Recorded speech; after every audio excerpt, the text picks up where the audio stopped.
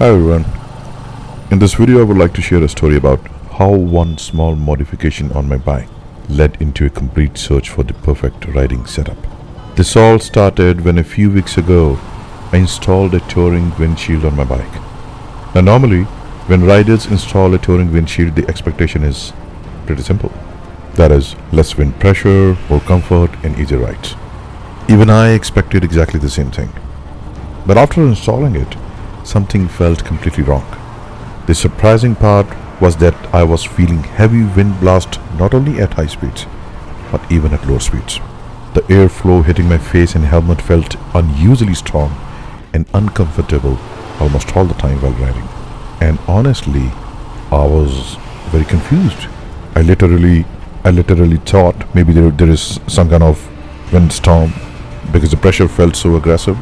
But when I looked around and noticed the leaves on the trees were not even moving, and I was like, wait a second, if there is so much wind, why are the trees completely calm? And that's when I realized the actual issue. The windshield was redirecting the airflow away from my chest and straight toward my face. So technically the windshield was doing its job, but my helmet setup was not handling that redirected airflow properly. And at one point I started thinking, did I actually make a wrong decision by installing the windshield? Because instead of making the rides easier, it felt like it had created another problem. So my search for a solution started. I researched a lot online. People suggested windshield extenders, increasing windshield height, adjusting the windshield angle upward, changing the riding posture, and many other things.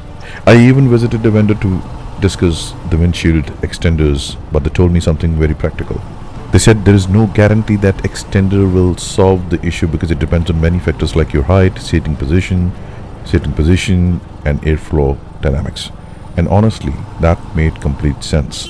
So again, I was back to searching for another solution.